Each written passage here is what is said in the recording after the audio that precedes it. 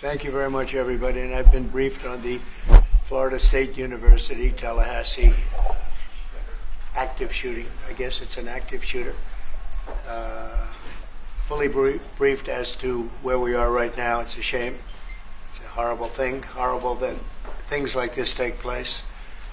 And we'll have more to say about it later. In the meantime, it's an honor to have the Prime Minister of Italy with us, Prime Minister Meloni, who's doing a fantastic job. I would say that she has taken Europe by storm and highly respected. Everybody loves her and respects her, and I can't say that about many people.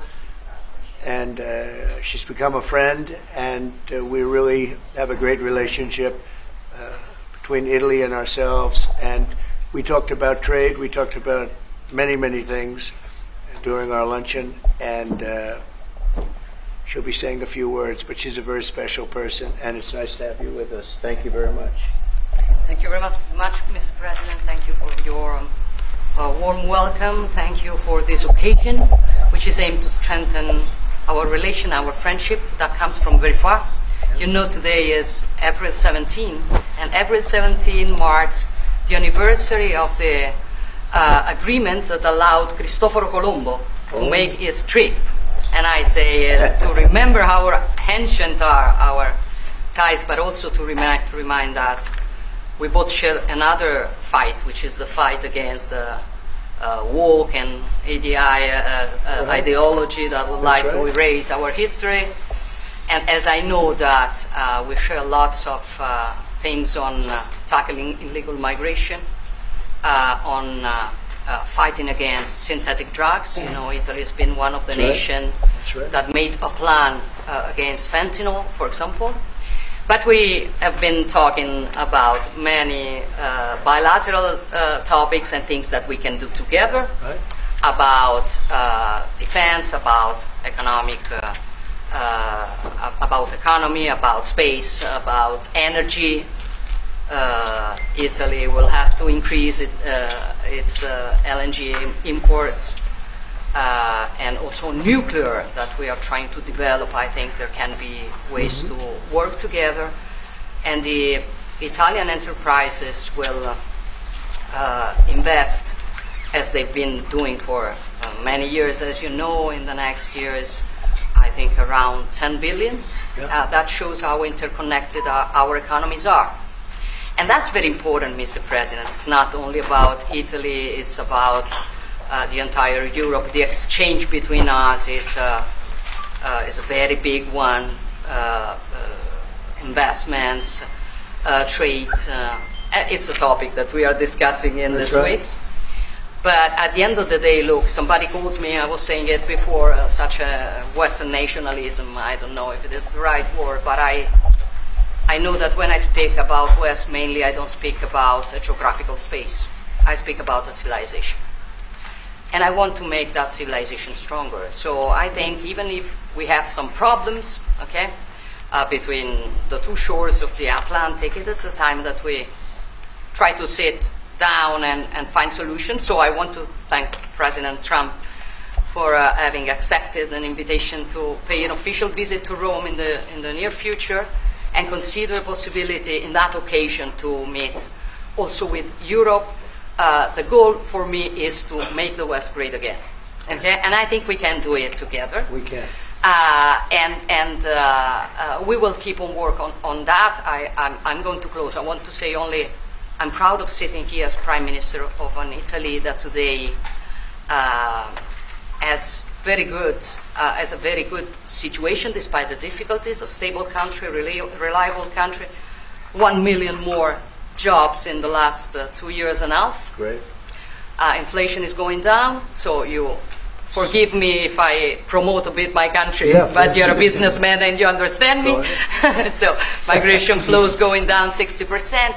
So we are trying to do our best, but I think we can do it even better together. Also on Ukraine, I will close.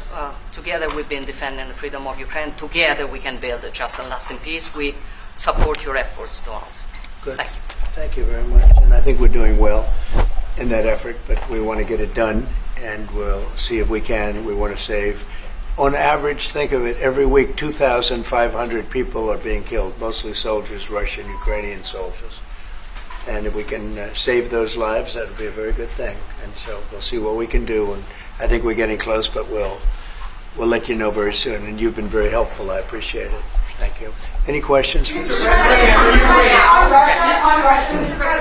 how much longer does Vladimir Putin have to respond to your ceasefire proposal before you put secondary tariffs or sanctions on Russia? We'll see what that will be. We're going to be hearing from them this week, very shortly actually, and we'll see. But we want it to stop. We want the death and the killing to stop. Mr. President, on Jerome Powell, you said that the termination of Jerome Powell cannot come fast enough. He says he won't leave, even if you ask him to. Oh, he'll leave. If I ask him to, he'll be out of there. But I don't think he's doing the job. He's too late, always too late, a little slow, and I'm not happy with him. I let him know it, and if I want him out, he'll be out of there real fast, believe me. Yeah, go ahead. Go ahead, please. Question? Are you trying to remove him, Mr. President? Yeah, question? Mr. President, when you had Judge Boasberg in a case against your administration, so the Constitution does not tolerate willful disobedience of judicial order. Do you agree with that statement? Well, you're going to have to speak to the lawyers. We have great lawyers. I can tell you this, we're doing a fantastic job of getting criminals out of this country who Biden allowed into the country. Hundreds of thousands of criminals, murderers and drug dealers. And I was elected because of the fact, I would say maybe that was the number one factor, a lot of reasons, the economy, a lot of things. But one of the primary reasons I was elected is because I said, I'm going to get the criminals that he allowed to come into our country so stupidly through open borders. I'm going to get them out.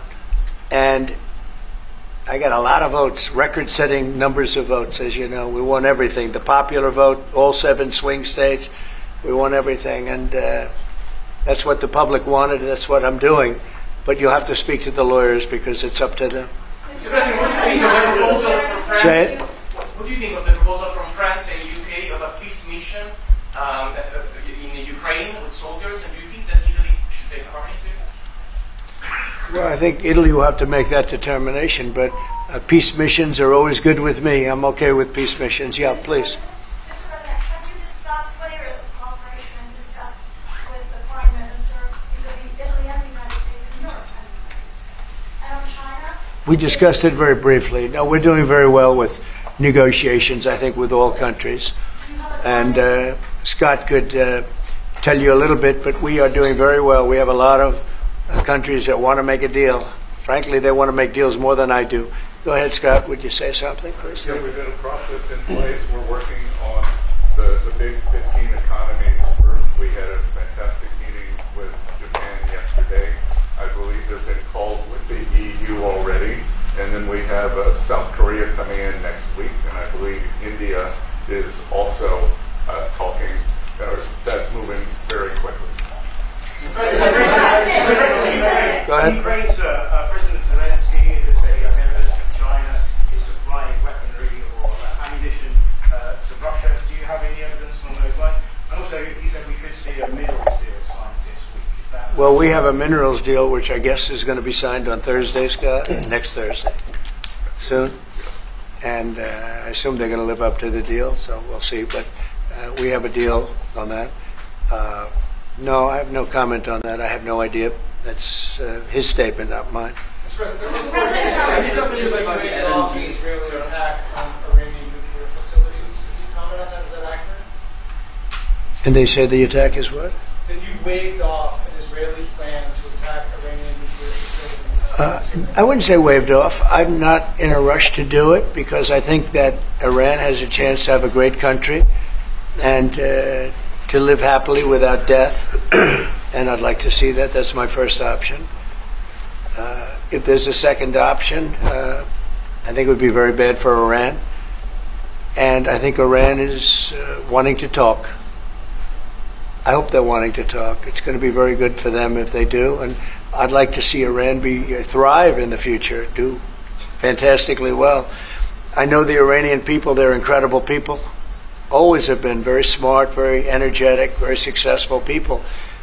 And I don't want to do anything that's going to hurt anybody. I really don't. But Iran can't have a nuclear weapon. It's, pretty simple. It's really simple. We're not looking to take their industry. We're not looking to take their land. All we're saying is you can't have a nuclear weapon. The deal that was made with Obama, that deal would have expired already. It was a terrible deal. It would have expired. And that gave them a clear path to a nuclear weapon. I wouldn't have accepted. That's why I terminated the deal. Number one, it was way too short. When countries are involved, you don't make short-term deals. These are countries with long lives. And I terminated that. And it was a great termination because it didn't allow us to do anything. Once it terminated, you know what the deal was. It was a terrible deal. Really, one of many terrible deals made by the U.S. But no, I'd like to see Iran thrive, and they can do that, I think, very easily, or they can do it the other way, and the other way is not going to be good for them. It's going to be really bad for them. What do you make of the Nvidia CEO going to China and met with trade officials there? Well, Jensen's an amazing guy. He's become a friend of mine, and I don't know, he's a person that's very proud of our country. He loves our country. I'm not worried about Jensen at all. Mr. President, we're holding you in contempt. Will you take steps to return Kilmar Abrego Garcia to the United States and put him in front of a judge? Well, I'm not involved in it. I'm going to respond by saying you'll have to speak to the lawyers, the DOJ. I've heard many things about him, and we'll have to find out what the truth is. But I will say this, we were inundated by millions of people, many millions of people during the Biden administration. They say 21 million. And a big percentage of those are criminals, serious criminals. I'm not saying just criminal because they came into the border illegally. I'm saying they're criminals at the highest level, murderers. Many of those people murdered more than one person, and they're on the loose. And I was elected to get rid of those criminals, to get them out of our country, or to put them away, but to get them out of our country. And I don't see how judges can take that authority away from a president. We've done an amazing job, Tom Homan, Kristi Noem. We have done an amazing job. Nobody can believe the job we've done. Far greater than what I said. I mean, I got elected on that, but we've done much better. We have, right now, 99% border. It's a 99%. Nobody thought that would even be possible. Nobody's coming through our border, practically. 2 weeks ago, we had 9 people come through, all for medical reasons. We allowed them. We brought them through because one had a heart attack, one had something else, all for medical reasons. We have a great border. We had a great border 4 years ago, but we have a border now that's even tighter, and we did that in a matter of weeks. And no, we have to. We need to get murderers and drug dealers and people that were in jail for horrible. They released jails, Georgia, from all over the world. They released them, not just South America, all over the world, the Congo and Africa. Many, many people come from the Congo. I don't know what that is, but they came from the Congo. And all over the world they came in, opened their jails. Venezuela, practically all of their prisoners released into our country. And we took them because we had an incompetent administration called the Biden administration. And to think what they've done to our country. And I was elected to straighten that out, and I'm doing that. But we have activist judges that don't want murderers to be sent out of our country. They don't want killers and drug dealers and drug lords and people from mental institutions. They want them to stay in our country, I guess. I don't know, maybe that's the liberal way, or as they call it nowadays, the progressive way. But I don't think it's the way that our country believes, and that's why I won in a landslide. Okay. Mr. President, you did say that you were confident these deals would be done, but you also said that you're in no rush. Americans are seeing prices rise. They're seeing it on their bills. How long can they expect that pain to last? So they've already seen it get much better, because if you were truthful, which you're not, I know you very well, you have gasoline that hit $1.98 yesterday in a couple of states. You have gasoline's way down. The price of oil has dropped substantially. The price of groceries are substantially down. The price of eggs. You know, when I came in, they hit me with eggs. I just got there. I was here for 1 week, and they started screaming at me, eggs have gone through the roof. I said, I just got here. I was there for 7 days, and I hear that eggs have gone through the roof before I got there. And they were screaming at me, the press, the fake news, like you're fake. And the fake news is screaming at me, like, about eggs. I said, I've only been here, this is my 7th day. And they were right. They went up 87%, and you couldn't get them. They said, you won't have eggs for Easter, which is coming up. Happy Easter, everybody. You won't have eggs for Easter. And we did an unbelievable job, and now eggs are all over the place, and the price went down 92%. And our Commissioner of Agriculture, Brooke, has done a fantastic job. They really have done a fantastic job. So prices haven't gone up. The only thing that's gone up, actually, is interest rates, because we have a Federal Reserve Chairman that is playing politics. Somebody that I've never been very fond of, actually. But he's playing politics. Interest rates should be down now. They should be coming down. In Europe, as you know, they reduced them, I guess 7 times. It looks like they're going to reduce them again and again and again. But our guy wants to play cute. But interest rates are pretty much even. Maybe they went up just a slight bit, but that's the only thing. But that's because of the Federal Reserve. Because they're not very smart people. Do you regret Go ahead. Yes, sir, please. Go ahead, please. Do you regret nominating him, Jerome Powell? Look, in the first 4 years, we had the greatest economy in the history of our country. Stock market went up 88 points. I think he's terrible, but I can't complain because we had the most successful administration economically in the history of our country. I think we're going to do even better this time because you will see that the numbers that we're taking in are astronomical. We're taking in tremendous amounts of money with the tariffs. We were treated very unfairly on trade, and countries are having a hard time getting used to the fact that they can't do that to us anymore because we have a real president. We have a president that understands what it's all about. We had presidents that, in some cases, were smart, but they didn't understand business, or they didn't like business, or, you know, it wasn't like a priority. And then you had, like, the last administration, the only thing they were good at was cheating in elections. That's about all they could do. They couldn't do anything. They were useless. They were incompetent. Worst administration in the history of our country. Worse than Jimmy Carter. Jimmy Carter died a happy man. You know why? Because he wasn't the worst president. Joe Biden was. So, I think you're going to see some fantastic numbers when this all happens. It's happening now. I mean, everybody wants to make a deal. And if they don't want to make a deal, we'll make the deal for them. Because that's what's going to happen. We'll just say, this is what it is. But we want to listen to everybody. And I think I can say for Scott and the other people that are working on it that we're listening and we're going to be very fair to people, but, you know, we're the one that really sets the deal, and that's what we'll be doing, okay? Yeah, go ahead, please. Please. A question to our Prime Minister. Oh, you have a great Prime Minister. You're so lucky, yes. In Italiano? Yes, that's right. Okay. I'm not sure they do agree. Presidente Meloni, volevo sapere cosa pensava del fatto che il Presidente Trump ha considerato responsabile Zelensky della guerra in Ucraina.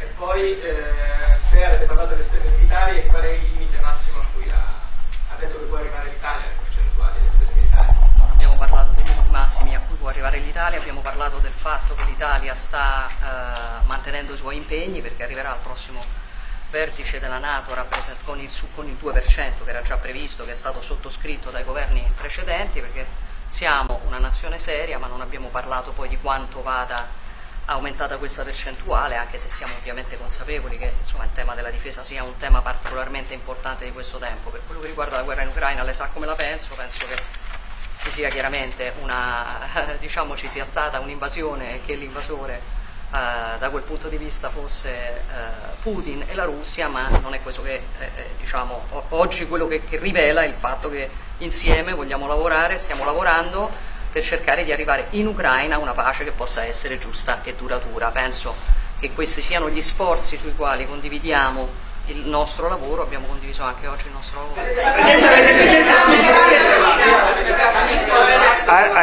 That sounded absolutely, that was so beautiful. What the hell what did she say, please? No, I mean, it sounded great. It was about... It was beautifully presented, but maybe I could hear what she said. Please, go ahead. Yeah, Go ahead. it was about asking. Guys, Hold it, hold it. Have some respect, please. Thank you. No, wait. I want to hear what she said. Go ahead, please. Prime Minister Meloni was asked what she thinks about the fact that President Trump holds Zelensky responsible for the war in Ukraine. And Prime Minister Meloni answered, well, actually, we have no, and also if you talked about the military spending, and the raising of the military spending, and the first thing Prime Minister Meloni said is that no, actually we didn't talk about the raise in military spending. Of course, Italy will keep its commitments with 2%, and then we will see, because we are absolutely aware of the fact that it is very important well, I will do defense that. Is very wait. I will do that. Important. They've been asking if we decided another percentage about the defense spending, NATO, and I said NATO. yes, NATO, and I said that Italy is reaching the 2% as it was already decided. We didn't speak about a specific other percentage, but we are aware of the fact that defense is important for the future, and we see what also the work that we are trying to do at the European level.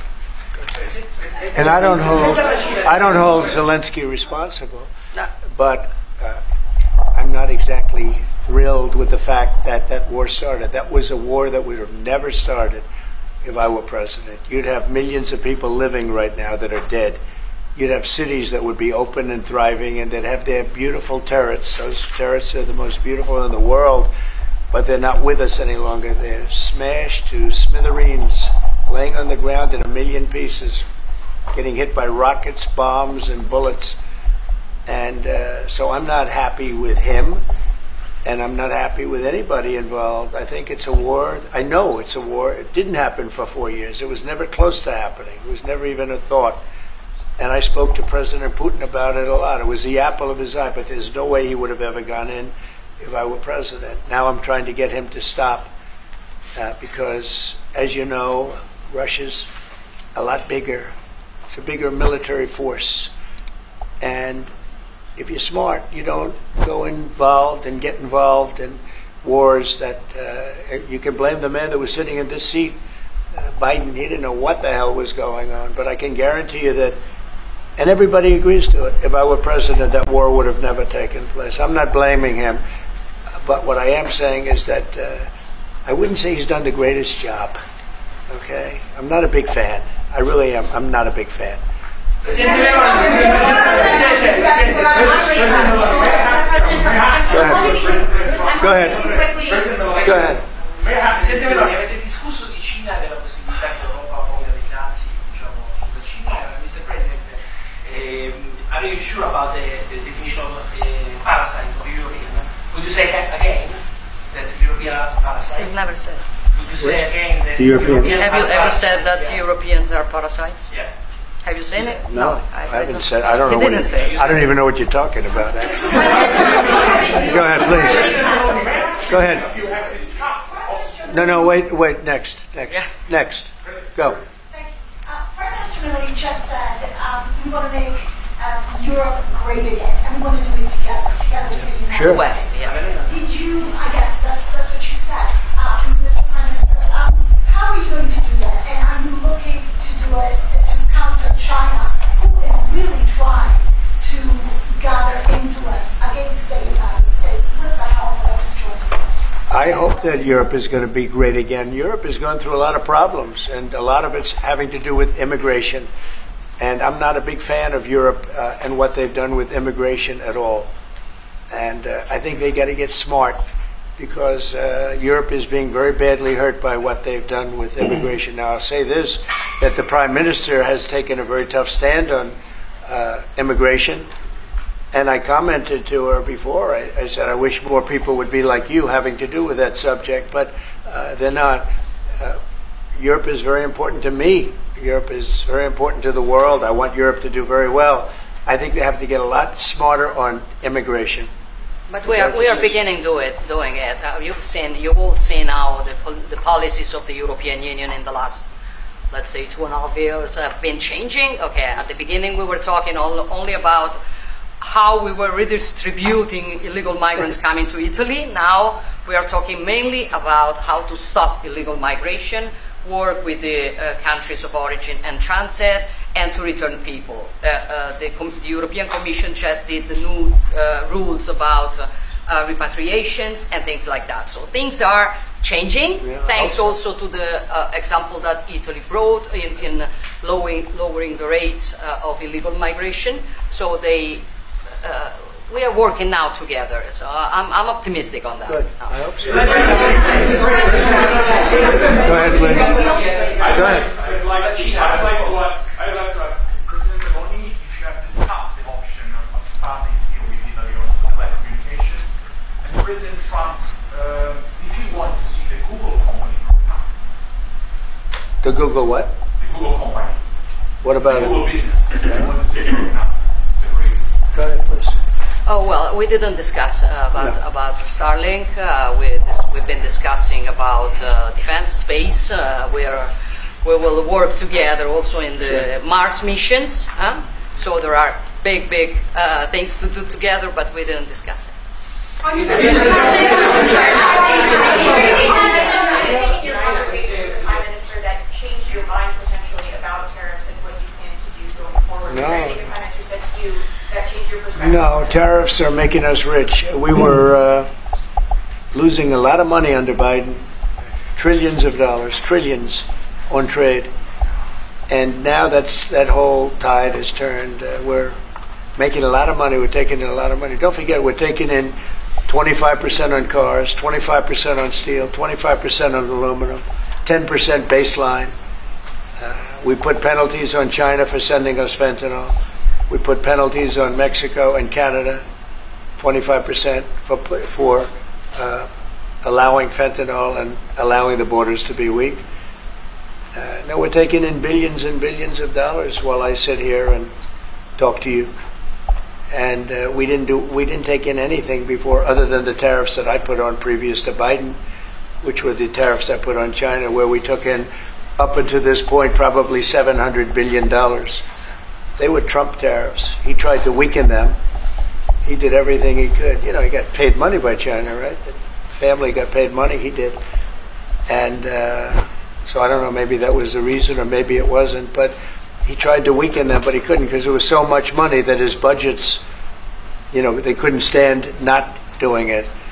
But I took in the, up till this point, my tariffs on China. Nobody ever took in 10 cents from China. No other president took in 10 cents. I took in more than $700 billion from China. So we're doing very well. I mean, our country's doing very well. They had a bad report today from one of the healthcare companies that had an impact on the stock market. But this isn't about that. This is really, we're building a base. We're building a country like no other.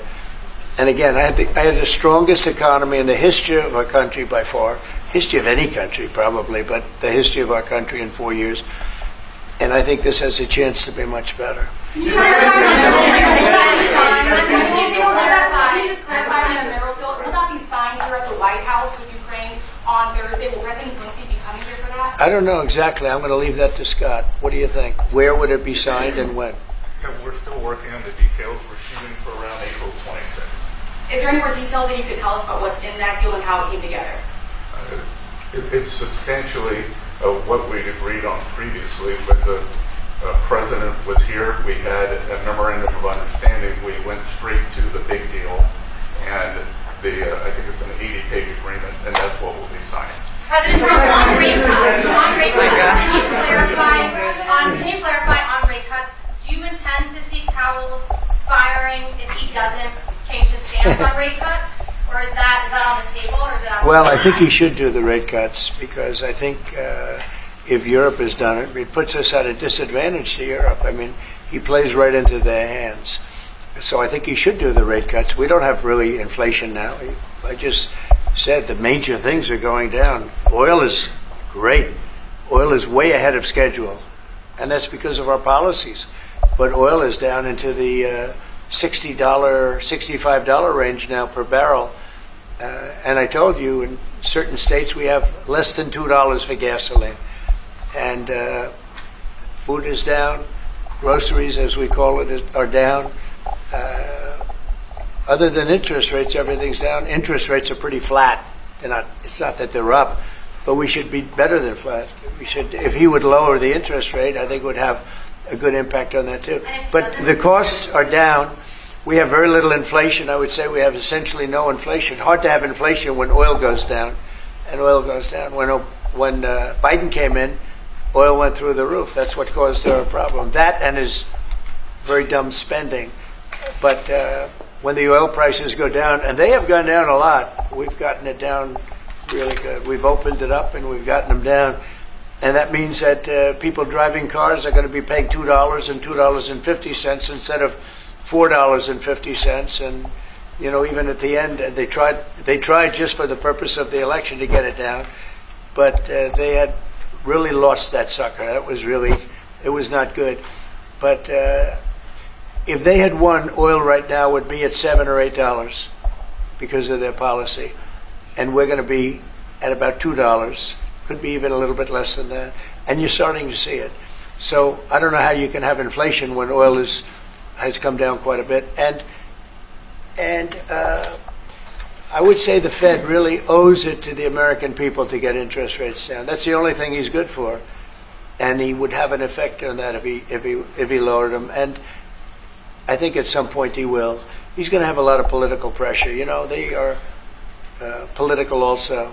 And I think there's a lot of political pressure for him to lower interest rates. Okay?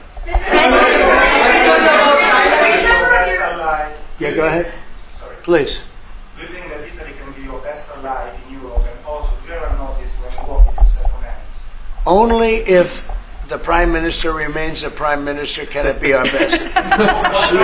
she's doing a great job. And yeah, certainly one of our great allies, not just in Europe, anywhere. She's a fantastic person and doing a great job, and our relationship is great. And we have a lot of Italians in this country, I tell you, and they like Trump, and they voted for Trump. Anyway, thank you very much, everybody. Thank you.